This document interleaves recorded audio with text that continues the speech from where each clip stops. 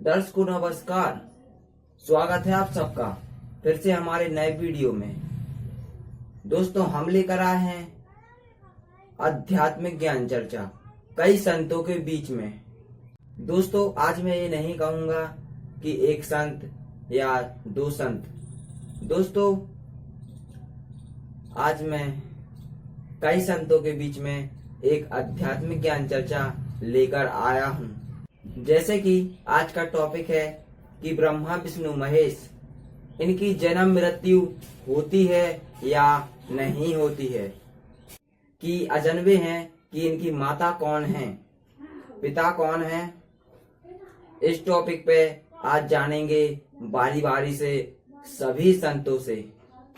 जैसे कि आप जानते ही होंगे धीरेन्द्र कृष्ण शास्त्री को और अनिरुद्रा आचार्य जी, देवकीनंदन ठाकुर और कई ऐसे कथावाचक हैं और ऐसे कई जो अपने ऋषि मुनि, जिनको आप कहते हैं, जिन्हें सनातनी कहते हैं। आज इनसे पूछेंगे, इनसे जानेंगे, इनके टॉपिक जानेंगे कि वास्तव में ब्रह्मा विष्णु महेश अजर अमर हैं, कि इनकी जन्म मृत्यु होती है। दोस्तों, इस वीडियो को पूरा जरूर देखना और देखने के बाद अपनी राय कमेंट बॉक्स में जरूर देना। कौन से संत सही कह रहे हैं, कौन से संत गलत कह रहे हैं। आखिर में हम जानेंगे संत रामपाल जी महाराज जी के विचार कि वास्तव में ब्रह्मा विष्णु महेश कौन है, उनकी जन्म मृत्यु होती है या नहीं होती है। तो चलिए दोस्तों, बिना देरी किए वीडियो को करते हैं स्टार्ट। दोस्तों, एक क्लिप देख लीजिए, वीडियो की एक छोटी सी क्लिप है। इसके बाद आपको पूरा ही पता लगने वाला है कि वास्तव में कौन ब्रह्मा है, कौन विष्णु है, कौन महेश है, क्या है। तो चलिए शुरू करते हैं। मजा आएगा ना भिड़ो।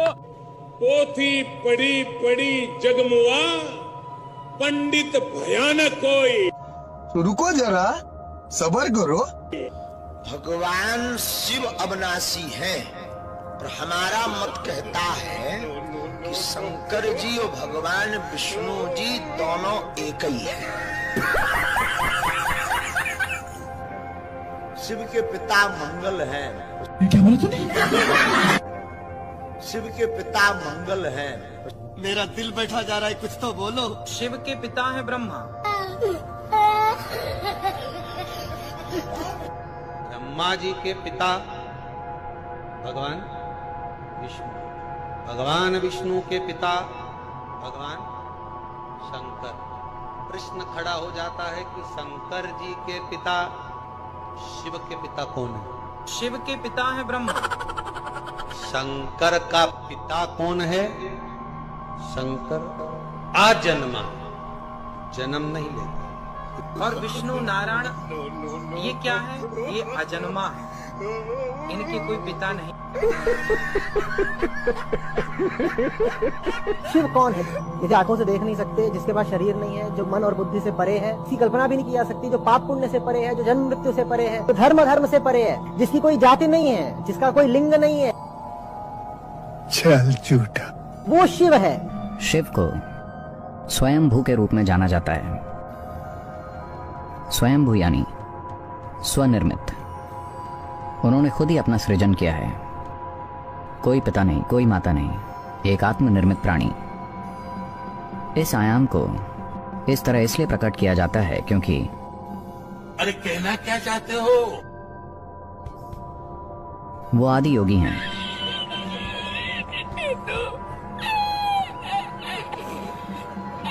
ये मत समझो शिव कोई व्यक्ति है, ये नहीं समझना है। ये कहीं बैठा रहा, वहाँ 15,000 साल पहले ध्यान में बैठा रहा कोई व्यक्ति, ऐसे ऐसे बोलने वाले कुछ जानते ही नहीं इसके बारे में। ना शास्त्र जानते ना अनुभव में जानते इस बात। शिव कोई व्यक्ति है ही नहीं, इसीलिए वो अरूप। शिव का कोई रूप नहीं, शिव का कोई रूप नहीं।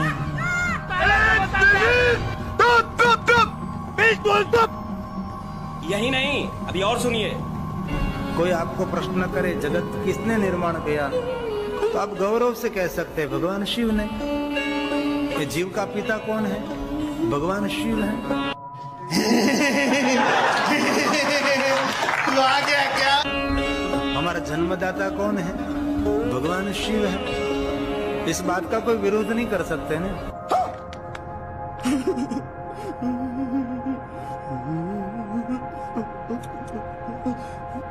श्री कृष्ण हमारे पति हैं, बाबा भोलेनाथ और माँ पार्वती हमारे माता पिता हैं। ये सीधा सा बात समझ लो। नहीं मैं रामकृष्ण का पुजारी हूँ, मेरी धमनियों में है। रामकृष्ण के पिता का नाम पता चलता है। कल कोई पूछ रहा था यहाँ पर पर्ची भेज के शंकर जी के पिता का नाम क्या है। शंकर जी के पिता का नाम शंकर ही है। महादेव के पिता महादेव ही है और कोई नहीं है।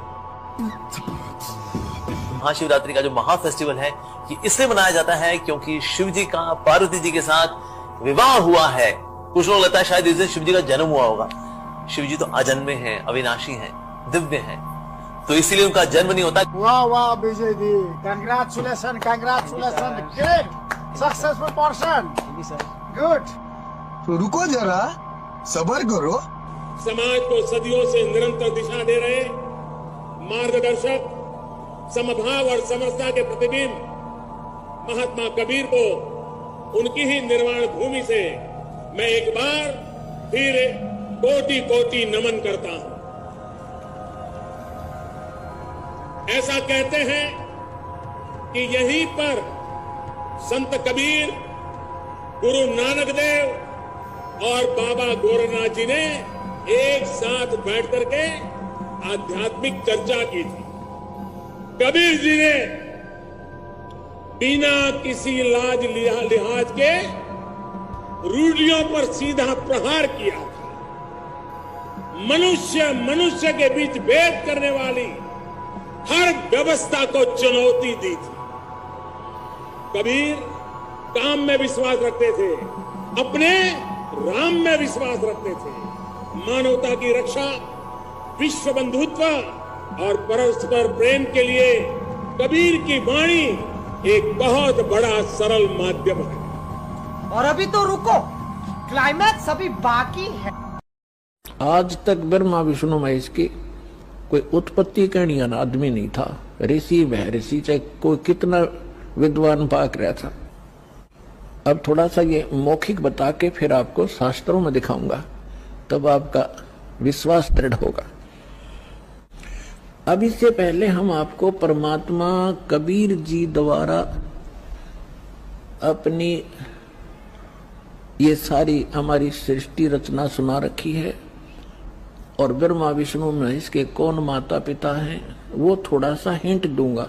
उसके बाद फिर आपको दिखाएंगे इन हमारे सदग्रंथों में, जिनको हम श्रोधार्य मानते थे, और सत्य ज्ञान युक्त पुराण, वेद, गीता, इनमें आपको रूबरू करेगा ये दास।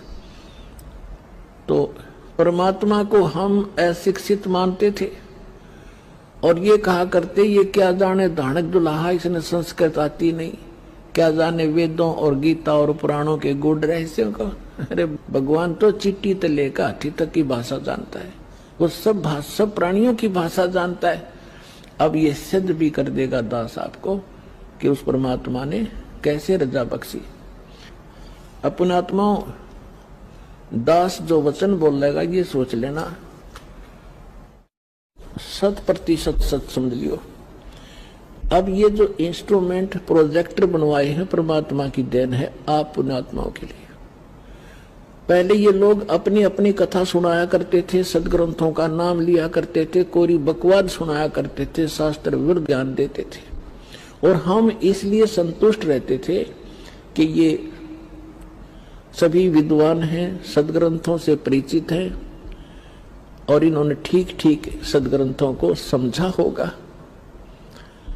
आज पता चलेगा ये किसे विद्वान थे, ये खाकी कक भी पता नहीं था इनको, और उस परम पिता को जिसको धानक दुल्हा एक मजदूर और शूद्र कहकर रिजेक्ट कर रखा था लाल को, उन्होंने 600 वर्ष पहले वो ज्ञान सुना रखा है जो वेदों और गीता पुराणों के अंदर विद्यमान है।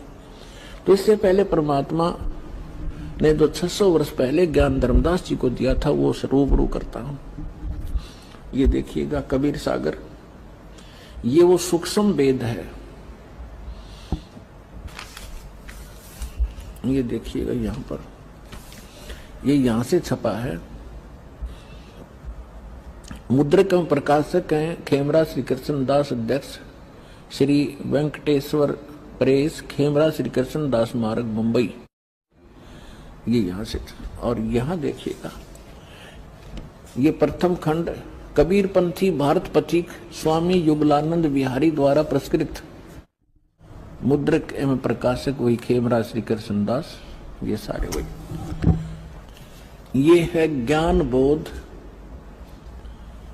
और बोध सागर, कबीर सागर का एक अध्याय है बोध सागर, और उसमें ये ज्ञान सागर एक बोध सागर खंड है, ज्ञान बोध एक इसमें चैप्टर है, और ये 21 पृष्ठ पर आपको सुनाएंगे। यहां कहा है धर्मदास ये जग बोराना, कोई न जाने पद निर्वाणा। परमात्मा धर्मदास जी से कह रहे थे कि धर्मदास इस मोक्ष मार्ग को से कोई परिचित नहीं है, और ना ब्रह्मा विष्णु महेश की सतिथि से परिचित हैं। ये सारा विश्व भ्रमित है, ये सब यथार्थ ज्ञान से परिचित नहीं है, इसलिए मैं तेरे को ये कथा सुनाई है। देखिएगा, धर्मदास ये जग बोराना, कोई न जाने पद निर्वाण। निर्वाण माने मोक्ष मार्ग, पद माने मार्ग। यही कारण मैं कथा पसारा, जग से कहिए वो राम नियारा। ये गलती से मिसप्रिंट है। यही ज्ञान जग जीव सुनावो हो, सब जीवों का भरम नसावो। अब मैं तुमसे कहूँ चताई ही, तेरे देवन की उत्पत्ति बाई। होय होय, इन तीनों देवताओं का उत्पत्ति बताता हूं तेरे को, जिनको तुम अजर अमर माना करते थे। इनके कोई माता पिता नहीं, ये सर्वेश्वर हैं, ये अजर अमर हैं।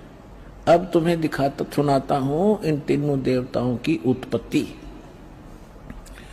अब मैं तुमसे कहूँ चिताई, तेरे देवन की उत्पत्ति भाई। कुछ संक्षेप कहूँ गहुराई, सब संशय तुमरे मिट जाई। भरम गए जग वेद पुराना, आदि राम का वेद न जाना। राम राम सब जगत बखाने, आदि राम कोई बिरला जाने। आदि राम माने सनातन परमात्मा, यह इन्होंने नाम लिखा है, ये मिसप्रिंट है। तो राम राम सभी कहते हैं, लेकिन उस आदि राम को, उस सनातन परमात्मा को कोई नहीं जानता। देखिएगा, अब मैं जो कथा सुनाने जा रहा हूं, ज्ञानी सुने जो सो हृदय लगाई, मूर्ख सुने तो गम ना पाई। विद्वान पुरुष सब प्रमाणों को देखेंगे, तुरंत स्वीकार कर लेंगे, और जो मूर्ख होंगे या कोई जानबूझ के ईर्षावश नहीं स्वीकार करेंगे, तो उनकी बात यहाँ नहीं है। जो बुद्धिमान होंगे इस ज्ञान को तुरंत हृदय से लगाएंगे। अको हो सारे प्रमाण है। और परमात्मा कहते हैं, जानबूझ साची तजय, और करे झूठ तैने, और ताकि संगत है प्रभु सपने में भी ना दे। ऐसा दुष्ट सामने प्रमाण देख के और फिर नखरे करता है। तो जानबूझ साची तजय और करे झूठ तैने, तो ताकि संगत है प्रभु कहते सपने भी में ना दे। ऐसा दुष्ट कभी कहते कभी ना मिलाइयो इसे व्यक्ति ने। सामने प्रमाण है और फिर नहीं मान रहा है। तो यहाँ परमात्मा कहते हैं, ज्ञानी सुने सो हृदय लगाई, मूर्ख सुने तो गम ना पाई। अब क्या बताने जा रहे हैं? माँ अष्टंगी पिता निरंजन, माँ अष्टंगी पिता निरंजन, ये जम दारुण वंशन अंजन। पहले कीन निरंजन राई, पीछे से माया उपजाई। कहते हैं पहले उस ज्योत निरंजन की उत्पत्ति की थी अंडे से, और पीछे से दुर्गा बनाई थी, उत्पत्ति की थी। पहले कीन निरंजन राई, पीछे से माया उपजाई। माया रूप देख अति शोभा, देव निरंजन तन मन लोभा। दुर्गा के उस स्वरूप के ऊपर आसक्त होकर इस काल ने यह गलती की। कामदेव धर्मराय सताए, देवी को तुरंत धर खाए। इसके अंदर विषय वासना प्रबल हुई। धर्मराय इस काल को भी कहते हैं। इसने कहा था मैं सत का राज करूंगा, मैं धर्म का राज करूंगा, तो तब इसको धर्मराय कहा करते थे। और जब इसने लड़की के साथ जुल्म किया, इसको काल कहा गया। अब क्या कह रहे हैं? माया रूप देख अति शोभा, देव निरंजन तन मन लोभा। काम देव धर्मराय सताए, हे देवी को तुरंत दर खाए। पेट से देवी करी पुकारी, हे साहेब मोहे करो उबारी। टेर सुनी सतगुरता आए, अष्टंगी के बंद छड़ुआए। अब यहाँ पर इन कबीर पंथियों ने थोड़ा बहुत अपने हिसाब से 19-21 कर दिया। इसमें लिखा है परमात्मा ने कहा था टेर सुनी तहाँ हम आए, और परमात्मा ने इस मूल ज्ञान को थोड़ा छुपाना था, इसलिए इन्होंने कबीर पंथियों के समझ में नहीं आई। ये कबीर जी को तो सतगुरु मानते हैं और सतपुरुष को निराकार बताते हैं, इन दोनों को अलग अलग मानते हैं, तो इनको ज्ञान नहीं था। अब क्या कहते हैं? धर्मराय को हिकमत की ना, इस काल ने नख रेखा से भग कर लीना। दुर्गा को नाखनों की से द्वारा स्त्री इंद्री लगाई। धर्मराय करे भोग विलासा, माया को रही तब आशा। यानी अष्टंगी प्रेग्नेंट हुई। 3 पुत्र अष्टंगी जाए, जाए माने उत्पन्न किए, और ब्रह्मा विष्णु शिव नाम धराए। ओए होए, 3 पुत्र अष्टंगी जाए, ब्रह्मा विष्णु शिव नाम धराए। 3 देव विस्तार चलावे, इनमें ये जग धोखा खावे। अपनात्माओं, परमात्मा कहते हैं ये तत्व ज्ञानहीन अंधे प्राणी इस काल के पुत्रों ब्रह्मा विष्णु में इसकी पूजा करते हैं। इनके सुत हैं ये तीनों देवा, ये अंधर जीव करते हैं सेवा। इस काल के पुत्रों को अजर अमर जान के इन्हीं पर आश्रित रहे। और परमात्मा कहा करते 3 देव की जो करते भक्ति, उनकी कदे ना होए मुक्ति। तो उस समय इतना विरोध हुआ था भगवान का, परमात्मा के साथ जो सितम ढाए थे इन दुष्टों ने,